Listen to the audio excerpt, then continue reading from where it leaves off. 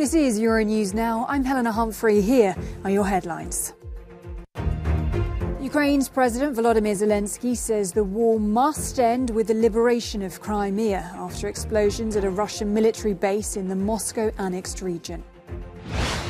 Drier and drier, an EU report warns that the current European drought could be the worst in 500 years, with France, Italy, Spain and Portugal bearing the brunt. And the rescue operation to save a beluga whale stranded in France's River Seine ends after the mammal dies.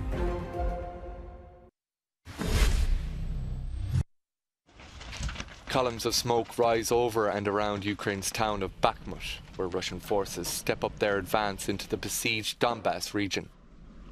Donetsk and Luhansk have weathered the worst of the fighting, as Ukrainian forces try to hold off the continued onslaught in the two war-torn regions.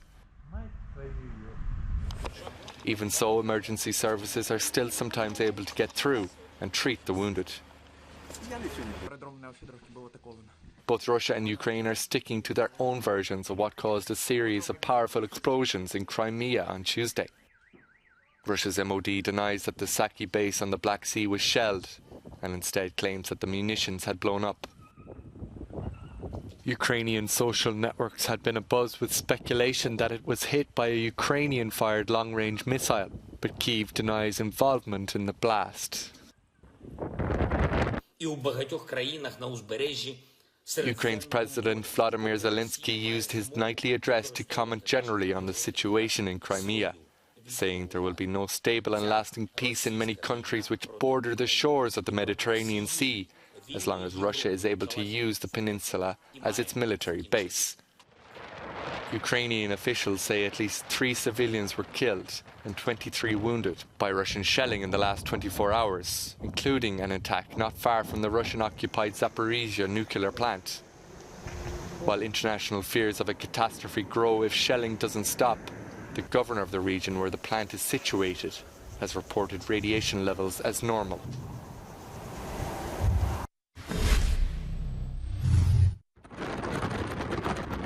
These troops are part of Ukraine's Firefly's reconnaissance team.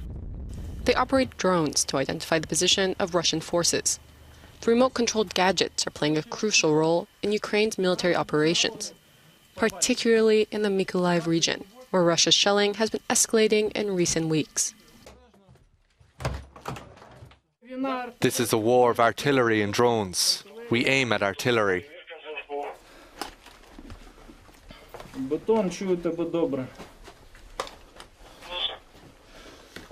There are a lot of Russians, but we can now shoot very precisely.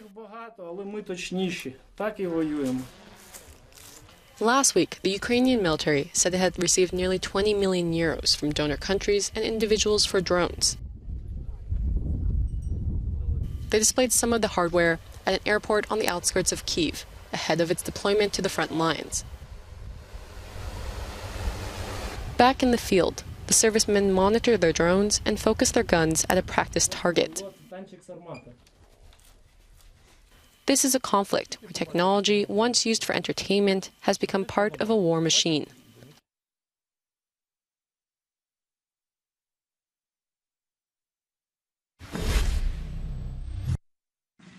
A signature for history. US President Joe Biden has ratified the treaty that would expand NATO to include Sweden and Finland. Already more than 20 of the alliance's 30 members have done so. Against the backdrop of the war in Ukraine, Biden has delivered a message of security. And through more than 7 decades that follows, NATO has proved the indispensable alliance committed to Europe whole, free, and at peace. Our alliance is closer than ever. It is more united than ever. And when Finland and Sweden bring the number of allies to 32, we'll be stronger than ever. Stronger than ever. A sentiment shared by Democrats and Republicans in the United States. Last week, the Senate approved NATO enlargement by an overwhelming and rare majority of 95 votes in favour and 1 against. Severe drought will worsen in Europe this month as a hot and dry summer persists. That's according to a new report by the European Commission Joint Research Centre. Italy is among the most affected, as well as southern France and large areas of Spain and Portugal. The Commission has confirmed the whole of Europe is being affected by long spells without rain. Our analysis indeed is pointing to extremely low flow affecting almost all the European rivers. Just to mention a few, the Rhine River, for instance, that is causing big troubles, for instance, in the Netherlands. France is in the midst of a fourth heat wave of the year. The government says soaring temperatures and lack of rain is causing its worst drought on record. Meteo France says the heat wave, which began in the south, is expected to spread across the country and last until the weekend.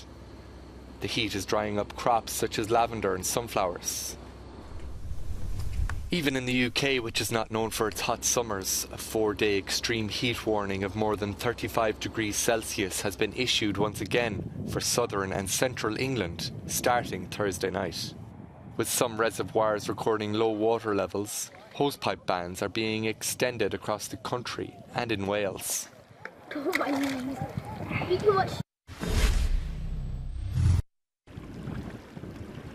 Germany's Rhine, one of Europe's key waterways, could be just days away from being closed to commercial traffic because of very low levels caused by drought. That's the warning from authorities and industry. 2.5 metres is the sufficient water level for smooth inland navigation on the Rhine River, but the water level in Cub is currently only 51 centimetres, and inland navigation is becoming more difficult. This means that we still have to look at every voyage, every order we accept. How much water do we still have in the Middle Rhine section? That's the sticking point for us.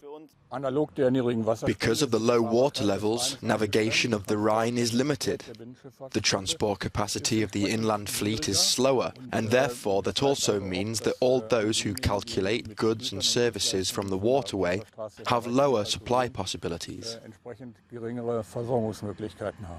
The Rhine runs through 6 countries. Calculations by the Commission on the hydrology of the river predict that low levels could affect the waterway more frequently in the future. Crucially, the impending crisis could lead energy companies to cut their output. All a result of warmer temperatures, which also means a thinner snow cover on the alpine glaciers. France's nuclear power regulator has given the green light to 5 nuclear plants to discharge hot water into its rivers as the global energy crisis continues. Authorities issued the temporary measures for the plants despite concerns over environmental standards. Experts fear the move could alter the habitat of fish and plants. Water that is discharged with a temperature above 30 degrees Celsius or even higher means that physically it has lower oxygen content. Fish need oxygen, as we all do. Nuclear plant production usually slows down during the summer, but during the energy crisis sparked by the war in Ukraine, the French government has opted for nuclear to preserve gas. Given their locations and cooling systems, the 5 atomic power stations are usually affected by environmental limits. The move is expected to bring some relief to the European power market, where heat waves have sent prices soaring due to river disruption. Sizzling temperatures are expected to hit France, the UK, and Germany this week. Water levels in some of Europe's most important rivers are so low that they now risk closure.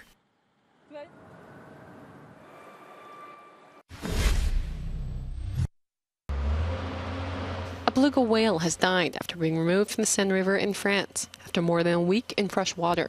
The protected animal was pulled from the river after divers worked for 6 hours to lure him into a net.